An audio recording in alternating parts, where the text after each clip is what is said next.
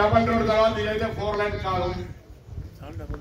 Double road కు avenue plantation road ఇరువైపులా అవసరమైతే 3 వరుసలుగా ప్లాంటేషన్ చేపించేటువంటి ప్లానింగ్ తీసుకొని అండర్ ఈజీఎస్ ఇది మ్యాండేటరీగా ఈ విధంగా చక్కగా చేసుకుంటా మొత్తాల మీద బ్రిడ్జ్ కట్టుకుంటూ ఉండేది పెద్ద డబల్ రోడ్. ఇక మన అన్న కూడా ఆట పక్కన ఆ పక్కన ఏది ఏమైనా దయచేసి అందరూ కూడా కొంత ఇబ్బందులున్నా ఒక ఏడాది గడిచిపోయింది, కొన్ని ఆలోచనలు అయినా కాకుండా కొంచెం ఏమైనా కాకపోతే మన్నించండి. ఈ ఏడాది మరింత కష్టపడి పనిచేసి అన్ని రకాల సమస్యలు పరిష్కారం చేస్తాం. మీకు తెలుసు ప్రభుత్వం 200 యూనిట్ల కరెంట్ ఇచ్చింది ఉచితంగా. అక్కా చెల్లెలకు మహిళల ఉచితంగా ప్రయాణం చేసే సౌకర్యం కలిగేసింది. 500కి గ్యాస్ సిలిండర్ ఇంకెవరైనా రాకపోతే కూడా దయచేసి వాళ్ళు మళ్ళీ ఎండిఓ ఆఫీస్ పోండి. అదేవిధంగా ఆరోగ్యశ్రీ 5 నుంచి 10 లక్షల దాకా చేసింది. సన్న ఇళ్లకు గ్రామాల సర్వే జరిగింది.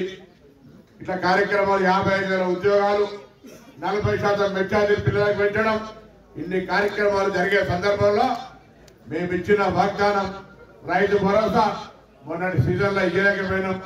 చాలా మంది దాని మీద అపోహలు రకరకాల దుష్ప్రచారం చేసినారు. తప్పకుండా దాన్ని కూడా ఎప్పుడన్నా కలిపి చెల్లిస్తాం కావచ్చు. లేకపోతే మేము ఎన్నికలు చెప్పినట్టుగా 7,500 కూడా తప్పకుండా దాటి కూడా పోతాం. కానీ ఇలా రాష్ట్రంలో గత ప్రభుత్వంతో ఉన్నటువంటి ఆర్థిక పరిస్థితి తెలుసు. అందుకే 5,000 నుంచి 6,000 సంవత్సరానికి 10,000 నుంచి 12,000 పెంచి మేము ఈరోజు రైతులకు ఎటువంటి పరిమితులు లేకుండా అందరికీ వ్యవసాయ యోగ్యం కొంతమంది అన్నారు భూమికి వాళ్ళ కాగితం వేయాలంట, రైతులను అవమానపరుచు.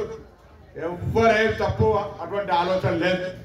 గుట్టలు చెరువులు ఇటువంటి రోడ్లు నాలా కన్వర్షన్ చేసుకొని ఫ్యాక్టరీలు పెట్టిన వల్ల ఆ భూములకు తప్ప రైతు భరోసా అందరికి వస్తుంది.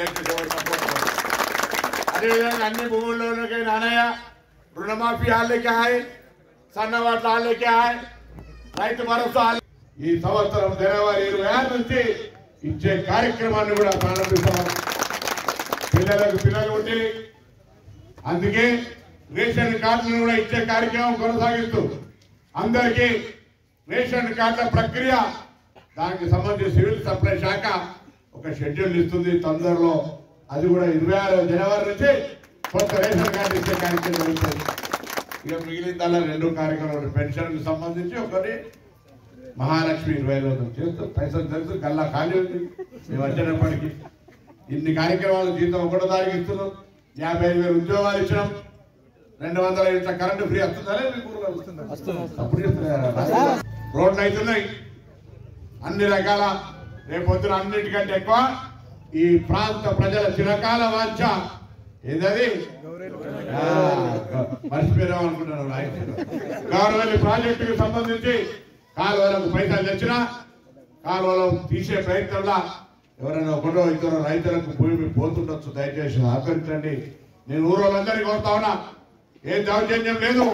ఇవాళ ఈ రైతులకు సంబంధించిన ఇంత పెద్ద 2,000 లక్షల ఎకరాలు పారాలంటే కాలువలు తీయడానికి భూమి ఇవ్వాల్సింది. అన్ని పెద్ద గ్రామాలే సాక్రిఫై చేసినారు. కాబట్టి గౌరవల్లి కంటిపల్లి జాయింట్ ప్రాజెక్ట్స్ అన్నదమ్ముల లెక్క కవలల లెక్క ఇది మాట్లాడితే అది మాట్లాడినట్టే.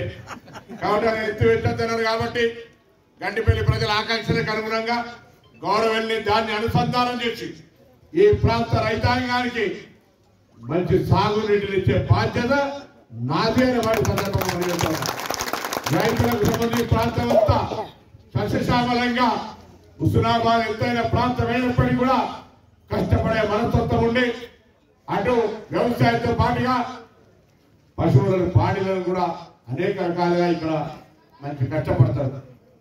తప్పకుండా అటు మత్స్య సంపద కావచ్చు, ఇటు వ్యవసాయ సంబంధించిన అగ్రికల్చర్ కావచ్చు, లేదా ఆయిల్ ఫామ్ లాంటి లేదా ఇతరత్ర హార్టికల్చర్ క్రాప్స్ కావచ్చు, అదేవిధంగా పాడి పంట పాడి ఆవుల బర్రెలకు సంబంధించి కావచ్చు, కోళ్లకు సంబంధించి అన్ని రకాల పరిశ్రమల్ని పెట్టే విధంగా దాంతో పాటుగా ఇక్కడ ఉత్పత్తి అంశాలు ఈ ప్రాంతం నుంచి ఇక్కడనే పరిశ్రమలు రావాలని పక్కనే ఉన్నటువంటి మీ మండలమైన చౌటపల్లిలో అక్కడి గ్రామస్తులందరి సహకారంతో వాళ్ళు కూడా పెద్ద మనసు చేసుకొని ముందు కొత్త రాజకీయం చేసే ప్రయత్నం చేశారు. నేనన్నా ఎవరికి కొట్టా తిట్టా మీ ఇష్టం, మీకు ఇస్తే నష్టం లేకుండా మీ కడుపుకు నొప్పి లేకుండా న్యాయం చేసి భూమిని తీసుకొని అక్కడ పరిశ్రమలు పెడతాం. మళ్ళా పొగచెట్టియో నీళ్ళ మందులు కలిసి పిల్లలకు ఇబ్బంది పరిశ్రమలు లేరు. వ్యవసాయానికి సంబంధించి అవసరమైన పరిశ్రమలు తెస్తా అని చెప్తా ఉన్నా. ఆ విధంగా పరిశ్రమలకు సంబంధించి తప్పకుండా అక్కడి పెద్దల సహకారంతో తొందరలోనే ఒక ఇండస్ట్రియల్ పార్క్ ఏర్పాటు చేసుకొని దాన్ని కూడా ఈ ప్రాంతాన్ని అభివృద్ధి చేస్తాం. ఎల్లమ్మ చెరువు నిన్ననే 18 కోట్లతోటి అక్కడ ఒక సుందరంగా ఎవరైనా వచ్చినా పోయినా జనగామలో ఇడికే రావాలి, చర్యాలో ఇడికే రావాలి, సిద్దిపేటలో కరీంనగర్లో హనుమకొండలు అందరూ ఎల్లమ్మ చెరువు చూసిపోదామని ప్రయత్నం చేస్తున్నా. అయ్యా అభివృద్ధి చేయాలని అందరూ ఆశీర్వాదంతో ఎమ్మెల్యే అయినా ఏడాది 5 రోజుల నుంచి డిమాండ్ చాలా కాలంగా అడుగుతున్నారు. దీంతో పాటు వెంటనే ఇది ఈడికి అయితే సగం అవుతుంది, ఇది కొబ్బరి దాకా కావాలని నన్ను అడిగిరా. గవర్నర్ కూడా నేను ప్రచారానికి వచ్చినప్పుడు చెప్పి నాకు యాది ఉంది. బరువు నేను 100 క్వింటాలు మోస్తామనుకుంటే ప్రజలైన ఆకాంక్ష నుంచి 200 కిలోలు మోయగలుగుతాను. 400 ఒక్కసారి మోయమంటే జరగదు కదా, ఇది 200 కూడా కులబడుతుంది. కాబట్టి తప్పకుండా నా బాధ్యత ఉన్నది, నన్ను అర్థం చేసుకోండి. కష్టపడి నేను ఒక మాట చెప్పిన ఎలక్షన్ అప్పుడు నన్ను మీరు ఆశీర్వదించండి.